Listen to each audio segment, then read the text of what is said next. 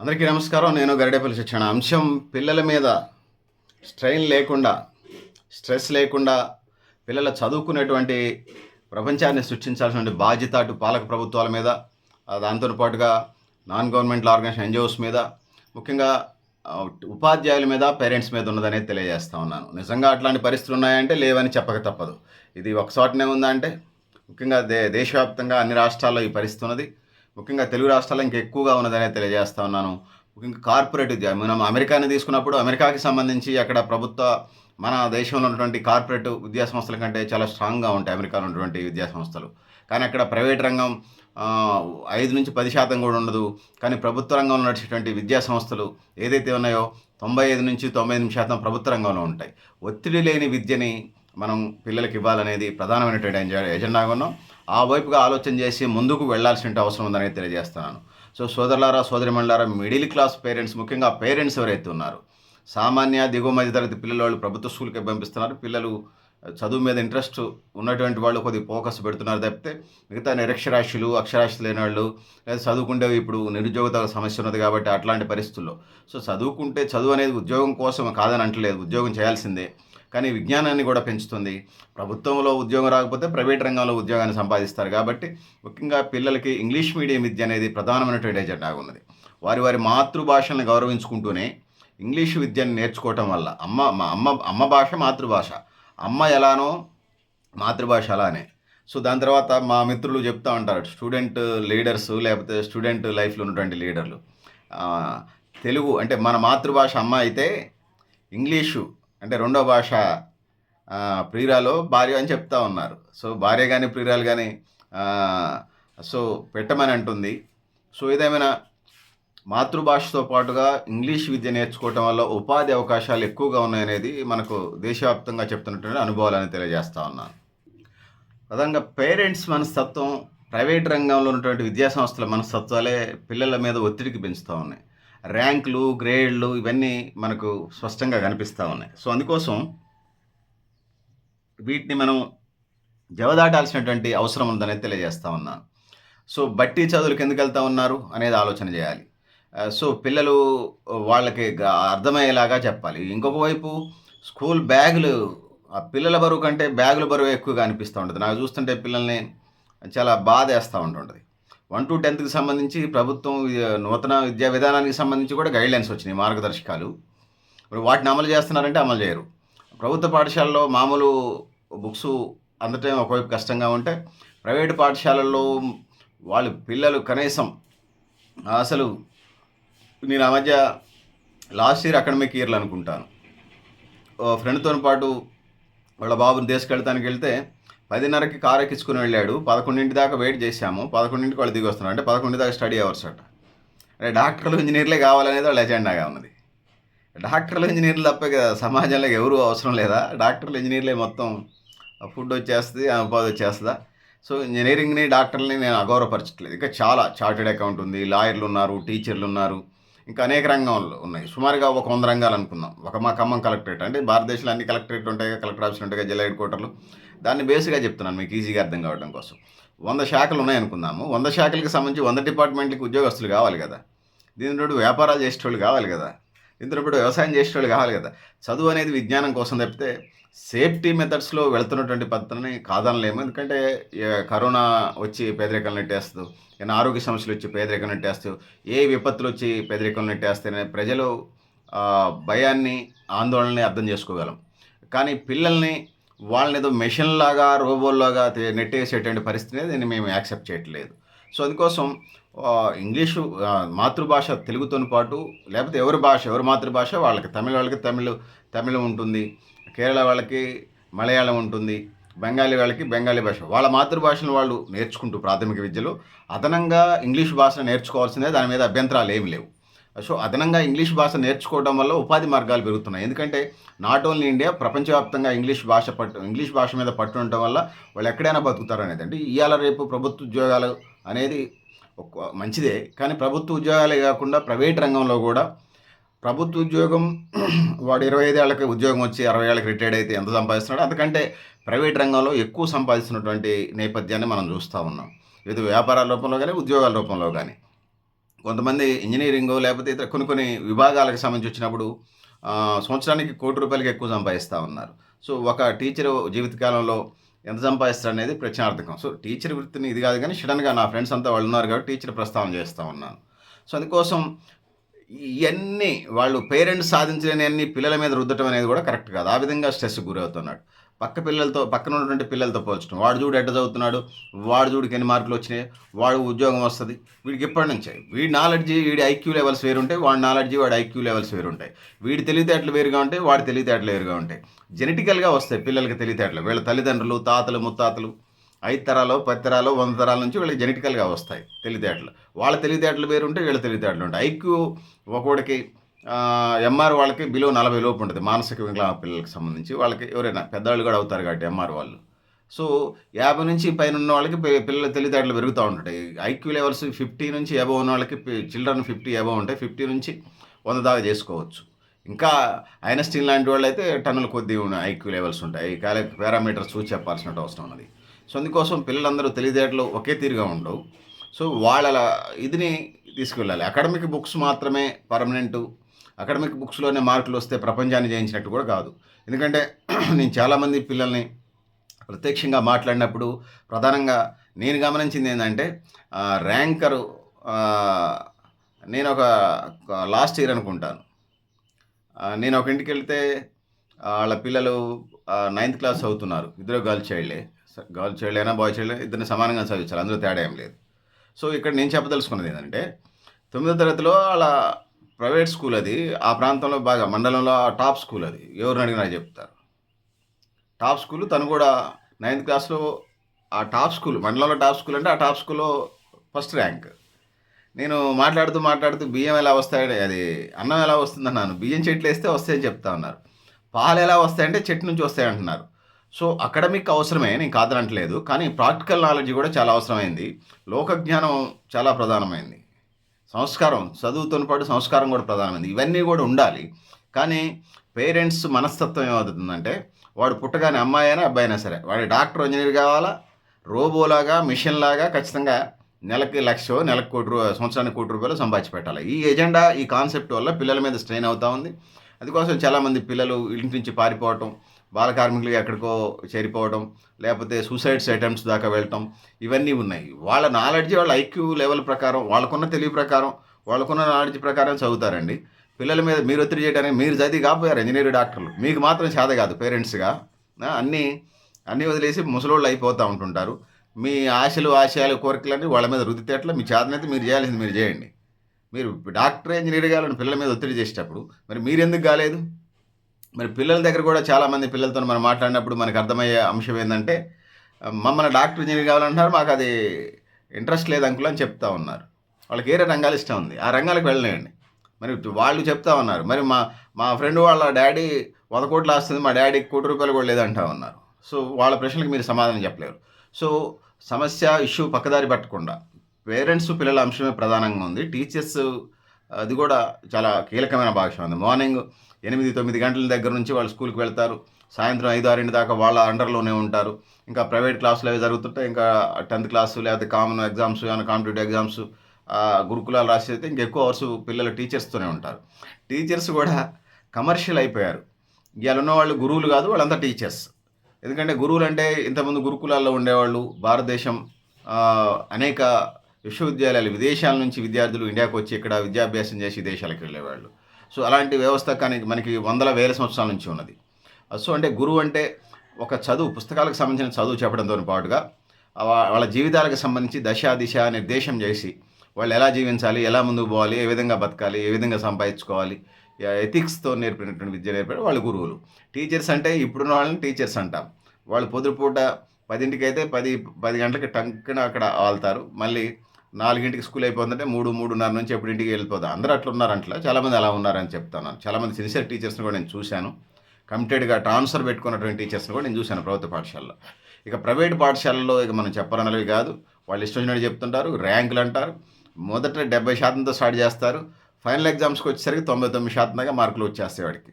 అంతలోనే అంత IQ levels వచ్చినట్టుగా. అసలు పిల్లల్ని ఆ మార్కుల రందిలోకి తీసిపోతారు. పేరెంట్స్‌ని కూడా మార్కులు ధ్యాస తప్ప మరొకటి ఉండదనేది ఇక్కడ నేను తెలియజేస్తాను. సో, ఈ విధంగా ముఖ్యంగా మిడిల్ క్లాస్ పేరెంట్స్, దిగువ మధ్యతరగతి కుటుంబాలు అట్లా చెప్పాల్సొస్తే ఎగువ మధ్యతరగతి కుటుంబాలు గూడా ఇట్లా దరిద్రంగా చచ్చినాయి. అందుకోసం పిల్లలు అలా అవుతున్నారు. ముఖ్యంగా గారాబాలు ఎక్కువ కావటం. ఖచ్చితంగా ఒకవైపు గారాబాలున్నాయి. రెండో వైపు అంటే ఇది జేయటం విచ్చలవిడితనం వదిలేస్తా ఉన్నారు. అట్లా వాళ్ళేమో ఆగమవుతా ఉన్నారు. ఇంకొక వైపేమో ఖచ్చితంగా రోబోల్లాగా, మిషన్‌లాగా వృద్ధి పడేసి ఖచ్చితంగా డాక్టర్లు, ఇంజినీర్ కావాలి. ఖచ్చితంగా వాడు నెలకు లక్ష సంపాదించాల్సిందే. అదే మైండ్‌లో ఉంటది. వాడి మైండ్‌లో ఉన్నది మొత్తం పిల్లల మీద రుద్దేస్తా ఉంటాడు.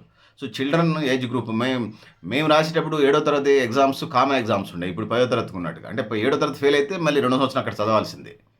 సో, కాపోతే అప్పుడున్నటువంటి టీచర్స్ కొంచెం లిబరల్‌గా ఉండేవాళ్ళు కాబట్టి అందరూ పాస్ అయ్యారు నాతో సహా. సో, నేను స్కూల్ ఫస్ట్ అనుకోండి ఆ రోజుల్లో.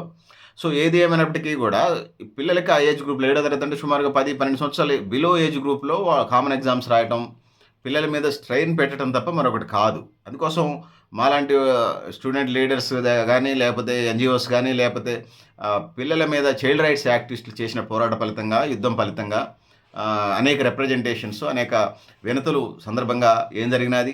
పిల్లలకి ఏడో తరగతి ఎగ్జామ్స్ ఎత్తేసినారు. స్ట్రెయిన్ సగం పోయిందనుకోవచ్చు. కానీ 10వ తరగతి దగ్గర నుంచి మొదలుపెడతా ఉన్నారు. వాడు ఖచ్చితంగా ఇదే ఎజెండా ఎంత దూరం పోతుందంటే పిల్లలు సూసైడ్స్ దాకా వెళ్తారు. ఇదేమంత మంచి వాతావరణం గాదు. విదేశీ విద్య, విదేశీ విద్య అని అంటుంటారు గదా! విదేశీ విద్యలో మరి పిల్లలెందుకు సూసైడ్ వైపు వెళ్ళట్లేదు? పిల్లలకి అసలు పిల్లల్ని కొన్ని దేశాల్లో పిల్లల్ని కొడితే జైల్‌లో వేస్తా అంటారు. చాలా చట్టాలు మనం టీవీలో, పేపర్‌లో చూసినప్పుడు మనకు తెలుస్తా ఉంటది. సో, అంటే పిల్లల్ని స్ట్రెయిన్ అంటే వీళ్ళు సాధించలేనిది పిల్లల మీద రుద్దటం అనేది. నేను డాక్టర్‌ని, ఇంజినీర్‌ని కాలేదని అంటే ఆ పేరెంట్స్ తల్లిదండ్రులు పిల్లల మీద చేయాలంటే వాడికి ఆ రంగం డాక్టర్, ఇంజినీరింగ్ ఇంట్రెస్ట్ ఉందో లేదో వాడికి. నిజంగా ఉంటే వాడిని బూస్టింగ్ ఇయటం మంచిదే. కానీ వాడికి ఇంట్రెస్ట్ లేకపోయినా నువ్వు డాక్టర్ కావాలి, ఇంజినీర్ కావాలంటే వాడు ఇంటి నుంచి పారిపోతాడు. చివరికి చికాకు పడితే సూసైడ్ కూడా చేసుకుంటాడు. అసలు వాడు లెక్కలేనితనంగా పేరెంట్స్ అంటే లెక్కలేనితనానికి వచ్చేస్తాడు. సో, అందుకోసం ఒత్తిడి అనేది, స్ట్రెస్ అనేది పిల్లల మీద రాకుండా వాళ్ళకి బూస్టింగ్, వాళ్ళకి ధైర్యాన్నిచ్చి సమాజంలో బతకగలిగేటువంటి ఇది అకాడమిక్ బుక్స్‌తోని పాటు సమాజంలో బతకగలిగేటువంటి దాన్ని నేర్పాల్సిందే. దాన్నెవరు కాదనరు. కానీ పిల్లలు పుట్టిందే చదువుకోవటానికి, చదువుకునేదే ఉద్యోగం చేయడానికి. ఆ ఉద్యోగం కూడా నెలకి రూ. 1,00,000 దాక్కుండా వచ్చే ఉద్యోగం చేయడం కోసం పుట్టినట్టుగా ఉన్నది. సో, 15 సంవత్సరాలు చదివిస్తే ఇక నెలకి రూ. 1,00,000 సంపాదించాలి వాడు సంవత్సరం పైగా వాడి జీవితకాలం పాటు. ఆడేమన్నా మిషనా? ప్రాణం ఉన్న మనిషా? ఇది కనీసం సోయి లేకపోతే ఎట్లా? సో, అందుకోసం పిల్లల మీద స్ట్రెయిన్ లేనటువంటి, స్ట్రెస్ లేనటువంటి విద్యని తీసుకురావాలి. ఆ విధంగా విద్యావేత్తలు పనిచేయాలి. అదేవిధంగా విద్యార్థి సంఘాలు పనిచేయాలి. ఎన్‌జీఓస్ ఇప్పటికే పనిచేస్తా ఉన్నాయి. నెహ్రూ కేంద్రాలు ఇప్పటికే పనిచేస్తా ఉన్నాయి. పేరెంట్స్ మనస్తత్వం, ముఖ్యంగా మధ్యతరగతి పేరెంట్స్ మనస్తత్వం. సో, వాళ్ళకి మధ్యతరగతి వాళ్ళకి సంబంధించి నెలకు 10,000, 15,000 వస్తా ఉంటుంటాయి. నెలకి వాళ్ళ కుటుంబ పోషణ కోసం.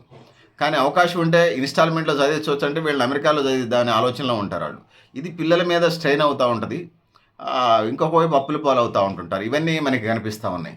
నేనేదో ఒక వ్యక్తికో, ఒక కుటుంబానికో, లేకపోతే కొన్ని కుటుంబాలకో, కొన్ని గ్రామాలకు సంబంధించింది కాదు. ఇది యూనివర్సల్‌గా ఈ పరిస్థితి ఉన్నది. Not only Telangana, not only Andhra Pradesh. అంటే దేశవ్యాప్తంగా ఇలాంటి పరిస్థితి, ఒత్తిడి లేని విద్యని మనం తీసుకురావాల్సిందే. ముఖ్యంగా అప్ టు 10థ్ ప్రధానంగా ఉండాలి.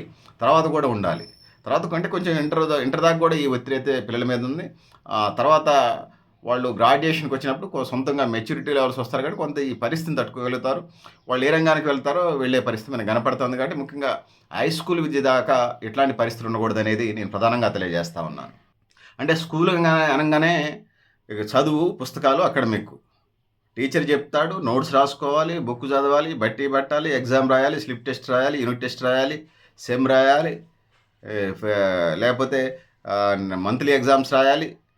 2 నెలలకు ఒకసారి రాయాలి, క్వార్టర్లీ రాయాలి, హాఫ్ ఇయర్లీ ఎగ్జామ్స్ రాయాలి, నెల ఎగ్జామ్స్ రాయాలి, ప్రీ ఫైనల్ ఎగ్జామ్స్ రాయాలి. ప్రీ ఫైనల్ ఎగ్జామ్ తర్వాత కామన్ ఎగ్జామ్ రాయాలి. ఓవరాల్‌గా 70%, 50% విద్యార్థి 99% మార్కులు రాయాలి. ఇదే ఎజెండా. ఇదే పిల్లల మీద ఇదే. మరి చాలా స్కూల్స్‌కి ఆట స్థలాలే లేవు. పిల్లలంటే ఇక మిషన్‌లా, చదువుకునే మిషన్‌లా వాళ్ళేమన్నా? మరి పిల్లలకి అనే బదులు మీరు ఆ మిషన్‌లు కొనుక్కొచ్చుకోండి. ఒక 50,000, ₹1,00,000 పెడితే వస్తాయి. సో, పిల్లల్ని మీకు కనే హక్కు ప్రకృతి సిద్ధంగా ఉన్నది. అన్ని జీవరాశులకు ఉన్నట్టుగా మీరు కూడా పిల్లల్ని కంటున్నారు. మరి పిల్లల్ని కన్నప్పుడు మిగతా జీవరాశిలో పిల్లల్ని వాళ్ళు స్వేచ్ఛగా వదులుతున్నారు. మానవుడు కొంచెం ఎక్కువ మెదడు ఎక్కువుంది, తెలివితేటలు ఎక్కువున్నాయి కాబట్టి ఇది. కానీ మీకు పిల్లల్ని రోబోలాగా మిషన్‌లు చూసే హక్కు మీకు ఎక్కడిదంటున్నాను. నేను మీకు ఎక్కడిది అని అడుగుతున్నాను. నిలదీసి అడుగుతా ఉన్నాను. దీనికి మీరు పేరెంట్స్ అంతా సమాధానం చెప్పి తీరాలి. సో, స్కూల్స్‌కి సంబంధించి వచ్చినప్పుడు ఆ ఆట స్థలాలేముండవు. ఎదిగే పిల్లలు ఆటపాటలతోనుండాలి. అకాడమిక్ బుక్సు అవసరమే. చదువుకోవాల్సిందే. పిల్లలంటే ఆడుతూ, పాడుతూ అంటే ఇది అనమాట. కళారంగాన్ని, సాంస్కృతిక రంగాన్ని అంటే కొంతమందికి డాన్స్‌లంటే ఇంట్రెస్ట్. కొంతమంది సింగర్స్ ఉంటారు. కొంతమంది ఏదో వయలిన్ అంటే ఇష్టం. కొంతమందికి పియానో అంటే ఇష్టం. కొంతమందికి మ్యూజికల్ ఆర్కెస్ట్రా అంటే ఇష్టం. మ్యూజికల్ డైరెక్టర్‌లు మనకి ఆళ్ళ పేరెంట్స్ అనుకుంటే మనకి 'ఇళయరాజా' వచ్చేవాడా? పేరెంట్స్ చదువు ఒక్కటే ఉండాలనుకుంటే మనకి 'ఇళయరాజా' వచ్చేవాడా? లేకపోతే 'బాలసుబ్రహ్మణ్యం' వచ్చేవాడా? పాటలొద్దనుకుంటే పాటలొద్దు పుస్తకాలనుకుంటే లేకపోతే మన ఘంటసాల వచ్చేవాళ్ళు. వాళ్ళ పేరెంట్స్ అట్లా అనుకోని ఉండుంటే. కేవలం చదువుకొని ఉద్యోగం చేయాలనంటే అంటే విద్య అనేది విజ్ఞానాన్ని పెంచుద్ది. ఉపాధి అవసరమే. కానీ కేవలం అకాడమిక్ బుక్సు నెలకి రూ. 1,00,000 ఉద్యోగం ఇదే ఎజెండా అయితే పిల్లలు స్ట్రెయిన్‌కి గురవుతారు. అందుకోసం గేమ్స్ అండ్ స్పోర్ట్స్ మనం ఒలింపిక్స్ వచ్చినప్పుడే మనకి మెడల్స్ రాకపోతే గుర్తుకొస్తాయి. ఇండియా వెనకబడి ఉందని. మిగిలిన సంవత్సరాలన్నీ 3 ఏళ్ళు, 5 ఏళ్ళకి ఒకసారి జరుగుతాయి గదా! మళ్ళీ అప్పుడే మనకు గుర్తుకొస్తాయి. మళ్ళీ మధ్యలో మనకి బరాబర్ గుర్తుండదు. అంటే క్రీడలు ఏదైతే ఉందో గేమ్స్ అండ్ స్పోర్ట్స్ మీద పిల్లలు పిల్లలు నేర్చుకుంటేనే కదా పెద్దవాళ్ళైన తర్వాత కొంచెం యూత్‌కొచ్చిన తర్వాత వాళ్ళు ఏదో పథకాలు సాధించడానికి ఆస్కారం ఉంది. అంటే స్పోర్ట్స్ సర్టిఫికేట్స్‌కి సంబంధించి సాంస్కృతిక రంగంలో సంబంధించిన సర్టిఫికేట్స్ 3% రిజర్వేషన్ ఇస్తా ఉన్నారు గదా! సో, వాటిని గూడా ఎంకరేజ్ చేయాల్సిన అవసరం ఉన్నది. అకాడమిక్ బుక్స్‌తోని పాటు వీటిని ఎంకరేజ్ గేమ్స్ అండ్ స్పోర్ట్స్, కళా సాంస్కృతిక రంగాలు వివిధ విభాగాలను గూడా art and culture, craft, science, practical knowledge, టూర్‌లు తీసుకెళ్ళటం, పిక్నిక్‌లకి తీసుకెళ్ళటం, పిల్లలు ఆ వైపుగా ఒక ఫ్రీ ఎడ్యుకేషన్‌ని వాళ్ళకి ఒక శాంతినికేతనం అంటే ఒక రోల్ మోడల్‌గా భారతదేశంలో చెప్తా ఉంటారు. ఎక్కడ నాలాంటి స్పీకర్స్ చెప్పినా గూడా. సో, అందుకోసం చెట్ల కింద చెప్పమని నేననను. ఎందుకంటే ఎండొస్తే మళ్ళీ ఇబ్బందేం ఉండదు. వానొస్తే అయి నడవవు. సరే శాంతినికేతన్ అంటే ప్రత్యేక వాతావరణం ఉన్నది. గదులు అయన్నీ ఉండేవి కాబట్టి ఇప్పుడున్నటువంటి పరిస్థితుల్లో గదులకు ఇబ్బందేం లేదు. ప్రభుత్వ పాఠశాలలు గూడా ఉండాలి. దానికి సంబంధించి పిల్లలకి సంబంధించి వాష్‌రూమ్‌లుండాలి, త్రాగునీరుండాలి, సరిపడా టీచర్స్ ఉండాలి, పీఈటీ ఉండాలి, పీఈటీ అంటే ఫిజికల్ డైరెక్టర్ పీడీ ఉండాలి. ఆడుకోవడానికి ఆట స్థలాలుండాలి. ఆ విధంగా ముందుకు పోవాల్సిన అవసరం ఉందని తెలియజేస్తున్నాను. చదువుతోని పాటు ఇతర యాక్టివిటీస్ వాళ్ళకి ఇంట్రెస్ట్ ఉన్న రంగాల మీద ఇంకా మార్షల్ ఆర్ట్స్ గూడా కరాటే, కిక్ బాక్సింగ్ ఇంకా అనేక రకాల గేమ్స్ అండ్ స్పోర్ట్స్‌కి సంబంధించింది, ఇక మార్షల్ ఆర్ట్స్‌కి సంబంధించిన అనేక విభాగాలని వాళ్ళకి నచ్చినటువంటి రంగాల్లో ఎంకరేజ్ చేయాల్సిన అవసరం ఉన్నదనేది నేను తెలియజేస్తున్నాను. ఈ మధ్య కాలంలో నేను ఒక దగ్గరికెళ్ళినప్పుడు వెయిట్ లిఫ్టింగు, పవర్ లిఫ్టింగ్ అని పెట్టారు. వాళ్ళు గూడా అక్కడ వాళ్ళు చదువుకునేటువంటి వాళ్ళు గూడా ఆ రంగాల మీద ఇది చేస్తున్నారు. ఇంకా కబడ్డీ దగ్గర నుంచి ఇంకా గ్రామీణ క్రీడల దగ్గర నుంచి అనేక క్రీడలున్నాయి. సో, ఆ విధంగా నేషనల్ లెవెల్‌లో ఉన్నటువంటి గేమ్స్, ఇంటర్నేషనల్‌లో ఉన్న గేమ్స్‌ని ఎంకరేజ్ చేయటం వల్ల ఒకవైపు వాళ్ళ క్యారియర్‌ని చూసుకుంటూ ఆ విధంగా ముందుకెళ్తారు. సో, చదువుతోని పాటు ఇవి ఇవన్నీ ఉండటం వల్ల వాళ్ళకి జీవితంలో ఉపాధి మార్గాలు ఇంకా ఎక్కువ ఇచ్చిన వాళ్ళం అవుతాం కాబట్టి పిల్లాడంటే ఖచ్చితంగా చదువుకోవాల్సిందే మిషన్‌లాగా, రోబోలాగా ఖచ్చితంగా నెలకు రూ. 1,00,000 చేయాలనే ఐడియాలజీ ఏదైతే ఉందో ఆ భావం, ఆ ఐడియాలజీ పేరెంట్స్ మనస్తత్వం మార్చుకోవాల్సిన అవసరం ఉందనేది ఇక్కడ నేను తెలియజేస్తా ఉన్నాను. ఇక ప్రభుత్వ పాఠశాలకు సంబంధించి ఎంత పనిచేస్తున్నారనేది అనేక నివేదికలు తెలియస్తున్నాయి. ప్రభుత్వ ఉపాధ్యాయులు ఎంత బాధ్యత ఉన్నారనేది మనం చూడాల్సిన అవసరం ఉంది. ఇక ప్రైవేటు స్కూల్స్‌కి సంబంధించి ఫీజులు, స్కూల్ ఫీజులు, బుక్స్ ఫీజులు, యూనిఫార్మ్ ఫీజులు, ఆ ఫీజులు, ఈ ఫీజులు అని చెప్పేసి పిండేస్తా ఉన్నారు. వీళ్ళని అకాడమిక్ మార్కుల రందిలోకి తీసుకుపోతున్నారు. ఇదేమంత మంచి వాతావరణం కాదు. ఫీజుల నియంత్రణ ఉండాలి. ఆయా రాష్ట్ర ప్రభుత్వాలు విద్య అనేది ఉమ్మడి జాబితాలో ఉన్నది కాబట్టి ఆయా రాష్ట్ర ప్రభుత్వాలు వీటి మీద ఖచ్చితంగా మాది కేంద్ర ప్రభుత్వం, మాది కాదు కేంద్ర ప్రభుత్వం అని, మాది కాదు రాష్ట్ర ప్రభుత్వం అన్నారు. ఇద్దరు బోత్ ఆర్గనైజేషన్స్ ఏదైతే ఉందో అటు రాష్ట్ర ప్రభుత్వం గాని, ఇటు కేంద్ర ప్రభుత్వం గాని 2 కూడా ఫీజుల నియంత్రణ మీద ముఖ్యంగా ప్రైవేట్ స్కూల్స్ ఫీజుల మీద నియంత్రణ ఉండాలి. అప్ టు ఇంతవరకు ఉండొచ్చు అనేది ఉండాలి. ఇక్కడ ఎల్‌కేజీ నుంచి 5 తరగతి మటుకు రూ. 1,00,000 వసూలు చేసే స్కూల్స్‌ని తెలంగాణ రాష్ట్ర వ్యాప్తంగా చూస్తున్నాం. అంటే మా రాష్ట్రం కాబట్టి నేను చెప్తున్నాను. దేశవ్యాప్తంగా ఇదే పరిస్థితులున్నాయి. ప్రైవేట్ స్కూల్స్‌ని కంట్రోల్ చేసే పరిస్థితి దేశంలో లేదు. ఫీజులు నియంత్రణ చేయండి. అకాడమిక్ పరంగా వాళ్ళే బాగా తరువుగా ఉన్న వాళ్ళని రిక్రూట్‌మెంట్ చేసే ప్రయత్నం చేయండి. ఇవి 2 అంత తరువుగా ఉండరు. రెండోది ఫీజులు ఎక్కువగా ఉంటుంటాయి. సో, మళ్ళీ 5థ్-10థ్ మనం తీసుకున్నప్పుడు ఇంజినీరింగ్ విద్య కంటే ఎక్కువ అవుతున్నాయని చెప్తున్నారు పేరెంట్స్‌తో మాట్లాడినప్పుడు. సో, 1,50,000 నుంచి 3,00,000 ఫీజులున్నాయి ఈ రాష్ట్రంలో. ఈ దేశంలో అయితే కొన్ని రాష్ట్రాలు కొన్ని చేస్తున్నాయి మనం కాదనలేము. ఢిల్లీ లాంటి చోట్ల కేజ్రీవాల్ లాంటి ప్రభుత్వాలు సరే రాజకీయాలు ఉండొచ్చు. నేను రాజకీయాల జోలికి పోవట్లేదు. ఢిల్లీ గవర్నమెంట్ లాంటి ప్రభుత్వ విద్యని ఇంగ్లీష్ మీడియం ప్రవేశపెట్టింది. మొన్నటిదాకా ఉన్నటువంటి ఆంధ్రప్రదేశ్‌లో నుండి వైఎస్ జగన్మోహన్ రెడ్డి ప్రభుత్వం కూడా నాడు నేడు పేరుతోని, అమ్మఒడి పేరుతోని ఇంగ్లీష్ మీడియం పెట్టారు. సో, వచ్చినటువంటి కొత్త ప్రభుత్వం సీబీఎన్ ప్రభుత్వం ఏదైతే తెలుగుదేశం పార్టీ ప్రభుత్వం కూడా ప్రభుత్వ పాఠశాలలో ఇంగ్లీష్ విద్యను పెట్టిద్దని భావిస్తా ఉన్నాం. ఆ విధంగా ఏదైతే ఉందో భవిష్యత్ తరాలకు సంబంధించి ఉపాధి మార్గాలకు సంబంధించి వచ్చినప్పుడు దాన్ని స్ట్రెంథెన్ చేయాల్సిందే, బలోపేతం చేయాలి. ఉపాధి మార్గాలు పెంచాలి. దాన్ని మనం కాదంటలేదు. కానీ ఇవన్నీ పెట్టుకొని మైండ్‌లన్నీ పెట్టుకొని పిల్లల మీద రుద్దటం, అనేది దానికి మేము వ్యతిరేకం. ఇప్పుడే కాదు ఎప్పుడైనా వ్యతిరేకం. పిల్లల మీద స్ట్రెయిన్ చేయడం అనేది కూడా దానికి మేము ఖండిస్తా ఉన్నాం. ఫీజుల మీద నియంత్రణ ఉండాలనేది కూడా తెలియజేస్తా ఉన్నాం.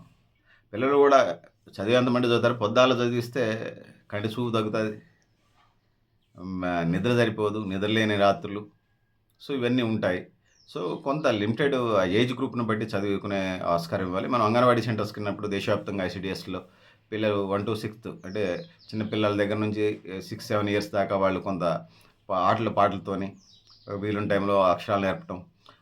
పగలు టైంలో కొంచెంసేపు పడుకోబెట్టడం, నిద్రపుచ్చటం. అంటే పిల్లలు ఏజ్ గ్రూపు సుమారుగా చిన్న పిల్లలనుకోండి, కిడ్స్ అనుకోండి 10, 15 గంటలు నిద్రపోతారు. 1-7 ఏజ్ గ్రూప్ పిల్లలు ఎవరైతే ఉన్నారో 1-6, 7 సంవత్సరాల పిల్లలు ఇన్ని గంటలని మినిమం ఒక 10, 15 గంటల మధ్య నిద్రపోవడానికి ఆస్కారం ఉన్నది. సో ఆ వైపుకి వాళ్ళని చేయాలి. చిన్నప్పటి నుంచి చదువు కోసమే ఎవడు 3 ఏళ్లకే స్కూల్‌కి పంపిస్తున్నారు. 4 సంవత్సరాలకే ఒకడు ఎల్‌కేజీ, యూకేజీ అయిపోయి ఒకటో తరగతి పెట్టాలట. ఫస్ట్ క్లాస్‌లోకి రావాలంటున్నారు. సో ఇదంతా స్ట్రెస్ పిల్లల మీద స్ట్రెస్ చేయటం, ఒత్తిడి చేయటం కాదా అంటున్నాను నేను. సో అందుకోసం పిల్లల్ని ఫ్రీగా పెరగనియ్యాలి. వాళ్ళు నేర్చుకుంటారు. నేర్చుకోకుండా ఎలా ఉంటారు? మీరు డిసిప్లిన్ అతి గారాబాలు చేసే కాడ చేయకుండా కొంత డిసిప్లిన్ నేర్పితే వాడు ఎక్కడైనా బతికేస్తాడు. మీకు చేసే దగ్గర అతి గారాబాలు చేస్తూ అకాడమిక్‌కి వచ్చేటప్పుడు మాత్రం రుద్దుడు అనే విధానం ఏదైతే ఉందో అది కరెక్ట్ కాదు. వాళ్ళ తెలివి ప్రకారం వాళ్ళు చదువుతారు. వాడికి ఐక్యూ లెవెల్స్ తక్కువున్నాయి. మీరు డాక్టర్, ఇంజినీర్ కావాలా? అమెరికాలో అంతరిక్ష పరిశోధన కేంద్రంలో లేకపోతే శ్రీహరికోటలో పరిశోధన కేంద్రంలో సైంటిస్ట్ కావాలంటే వాడికి అంత తెలియలేదనుకోండి అది చదవలేడు. వాడికి నచ్చిన చదువు వాడు చదువుతాడు. ఆ స్వేచ్ఛని పిల్లలకి ఏదైతే ఉందో ఇచ్చినప్పుడు మాత్రమే వాళ్ళ రంగాల్లో అభివృద్ధి చెందడానికి ఆస్కారం ఉంటది. సో అందుకోసం ఆ విధంగా మనం ముందుకు పోవాల్సిన అవసరం ఉందనేది తెలియజేస్తా ఉన్నాను. అంటే పూర్వం వేదకాలాన్ని మనం తీసుకుంటే 25% చదువుకునే విషయాన్ని మనం తీసుకున్నప్పుడు వేదకాలంలో 25% ఉపాధ్యాయుడు, తల్లిదండ్రులు కూడా ఉపాధ్యాయులు కావచ్చు. 20% పిల్లలతో చర్చించడం, 20% సొంతంగా, 20% అంటే లోతుగా ఆలోచించడం అనుభవాల ద్వారా. అంటే మొత్తం 100% మనం తీసుకున్నప్పుడు టీచర్స్ 25% నేర్పుతారు. దాంతో పాటు డిస్కషన్ ద్వారా ఒక 20% అంటే 50% అవుతుంది. ఒక 20% వాడు సొంతంగా వాడి నాలెడ్జ్ ప్రకారం అది అప్పుడు 70% అయింది. మిగతాది వాడుకున్న నాలెడ్జ్ ఏదైతే ఉందో తర్కించడం ద్వారా, చర్చించడం ద్వారా, ఇతరుల ద్వారా తెలుసుకోవడం ద్వారా, ప్రాక్టికల్ ప్రపంచం ద్వారా నేర్చుకుంటాడు. ఇది 100% అన్నప్పుడు 4 × 25 = 100. 4 × 25 100. 4 విభాగాలు చేశారు. ఒకటి టీచర్స్, పేరెంట్స్ ద్వారా, రెండోది పిల్లలతో చర్చించడం ద్వారా, అంటే తోటి కోలీగ్స్ ఎవరైతే ఉన్నారో వాళ్ళ క్లాసు, వాళ్ళ స్కూల్‌కి సంబంధించిన పిల్లల ద్వారా, మూడోది ఏదైతే ఉన్నదో వాడి ఏదైతే ఉన్నదో లోతుగా ఆలోచించడం అనేది ఒకటి ఉన్నది. సో ఇంకొక 20% వాడు సొంతంగా కూడా ఉన్నది. ఆ విధంగా వాడు ఈ 4 పార్ట్స్ చేసినప్పుడు 4 విభాగాలు. ఒకటేమో టీచర్స్ అండి. Teachers, parents. రెండోది వాళ్ళ స్కూలు, కాలేజీకి సంబంధించినటువంటి వాళ్ళ ద్వారా నేర్చుకుంటాడు 25. మూడో 25 వాడి సొంతంగా. నాలుగోది వాడికున్న నాలెడ్జ్ లెవెల్స్‌ని బట్టి తర్కించడం ద్వారా, తార్కికంగా ఆలోచించడం ద్వారా వాడి నాలెడ్జ్ పెరుగుతుంది. ఆ వైపుగా వాడిని న్యాచురల్‌గా వాడిని స్ట్రెంథెన్ చేయాలి తప్పితే ఆర్టిఫిషియల్‌గా స్ట్రెంథెన్ చేయటం వల్ల ఉంటే మీరు నేర్పిన మట్టుకే. రామచిలక విద్య అంటారు కదా! దానికి నేర్పిన మట్టుకే. మనం ఏం నేర్పుతామో రామచిలక అంత మట్టుకే నేర్చుకుంటది. అంత మట్టుకే చెప్తది. దాని మీద సబ్జెక్ట్ మీద గ్రిప్ రావాలనేది ఏముండదు. సో అది ముఖ్యంగా పిల్లాడికి అంత ఉపయోగకరం కాదు. సో అది మంచిది కాదని తెలియజేస్తున్నాను. ఎడ్యుకేషన్‌కి సంబంధించి చాలామంది విద్యావేత్తలతో మాట్లాడిపిస్తా ఉన్నాం. సో మనం కూడా అందుబాటులో ఉన్న సమాచారం ప్రకారం మనం కూడా దాన్ని మరింత అంశాలు మీ దృష్టికి తీసుకొచ్చే ప్రయత్నం చేస్తున్నాం. దాంతో పాటు మీరు కూడా మీ అభిప్రాయాల్ని కామెంట్ బాక్స్‌లో రాయండి. న్యూ ఎడ్యుకేషన్ పాలసీలకు సంబంధించి ముఖ్యంగా అనేక విద్యా సంస్థలు మూసేస్తున్నారు. ఇది బీసీ, ఎస్సీ, ఎస్టీ మైనారిటీల్లో గానీ, అటు అగ్రవర్ణ ఓసీలో ఉన్నటువంటి పేద పిల్లలకి ఇది చదువును దూరం చేయటమే. సుమారు 400 కోట్లో, 500 కోట్లో డబ్బులు కోసం చూసుకుంటే పిల్లలు చదువు దూరం అవుతున్నారు. పేద పిల్లలు దూరం అవుతున్న పాటు ముఖ్యంగా గర్ల్ చైల్డ్‌కి సంబంధించి బాలికా విద్య అందని ద్రాక్షలాగా తయారవుతా ఉంది. సో అందుకోసం ప్రభుత్వాలు ఇంగ్లీష్ మీడియం విద్యతో పాటు కొంత ప్రభుత్వ పాఠశాలలు అంటే ప్లే గ్రౌండ్స్ అవన్నీ ఉంటాయి కాబట్టి ఇంగ్లీష్ మీడియం విద్యతో పాటు వాళ్ళకి అదనపు యాక్టివిటీస్ నేర్పేటువంటి బాధ్యత టీచర్స్. మేమేదో టీచర్స్ లాగానే ఉంటాం. దాని తర్వాత రియల్ ఎస్టేట్ వ్యాపారాలు చేసుకుంటాం, వ్యవసాయం చేసుకుంటాం, మారుబేరాలు చేసుకుంటాం, ఇంకితర బిజినెస్లు చేసుకుంటాం, ఇంకోటి చేసుకుంటాం, సైడ్ బిజినెస్లు చేసుకుంటాం అంటే కాదు. ఖచ్చితంగా మీరు ఇందులోకి వచ్చిన తర్వాత మీ టీచర్స్ మాకు నెలకు 1,00,000 వస్తున్నాయి. బయట రెవెన్యూ వాళ్ళకో, ఇతర ఎక్సైజ్ వాళ్ళకో, విజిలెన్స్ వాళ్ళకో ఎక్కువ డబ్బులు వస్తూ ఉన్నాయి. పోలీస్ డిపార్ట్మెంట్ వాళ్ళకి ఒక కేసుకే ₹1,00,000 వస్తూ ఉన్నాయి. ఇది కరెక్ట్ కాదు. మీకు నచ్చి ఆ రంగంలోకి వచ్చారు. మీకు నచ్చకపోతే ఇంకా వేరే రంగాలకు వెళ్ళండి. మీ వ్యక్తిగతమైనటువంటి అంబిషన్స్, ఎయిమ్స్ అండ్ ఆబ్జెక్ట్స్ ఏదైతే ఉన్నాయో విద్యారంగాన్ని సర్వనాశనం చేస్తూ ఉన్నాయి. సో ఇదంతా దేశానికి, రాష్ట్రానికి మంచిది కాదు, దేశానికి మంచిది కాదు, ముఖ్యంగా సమాజానికి అసలే మంచిది కాదని తెలియజేస్తా ఉన్నాను. సో విద్యారంగం మీద ఇంట్రెస్ట్ ఉన్న వాళ్ళే ఈ ఈ రంగంలోకి రావాలి. సో అందుకోసం నేను ఇక్కడ చెప్పదలుచుకున్నది ఏందంటే, బీఈడీ, టీటీసీ కోర్సులు 2 ఏళ్ళు కాదు 4 ఏళ్ళు, 5 ఏళ్ళు పెట్టండి. అప్పుడు మాత్రమే టీచర్ కోర్సుల మీద, లెక్చరర్ కోర్సుల మీద ఇంట్రెస్ట్ ఉన్నవాళ్ళు వస్తారు. లేకపోతే ఇట్లా బిజినెస్ మైండ్ సెట్ ఉన్నవాళ్ళు ఇందులోకొస్తారు. సో అందుకోసం ఆ వైపుగా మనమంతా ఆలోచన చేసి పిల్లల మీద ఒత్తిడి లేనటువంటి విద్యని ప్రవేశపెట్టే ప్రయత్నం చేయాలి. ఆ విధంగా పిల్లల అవతరణం తీసుకురావాలని మనవి చేస్తూ, మీరు గూడా మీ అభిప్రాయాలను కామెంట్ బాక్స్‌లో రాయండి అని ఆహ్వానిస్తున్నాను. నేను Garidepalli Satyanarayana, new Lakshya organisation. Thank you. Thank you ఉండాలి మిత్రులారా, సోదరులారా, సోదరీమణులారా.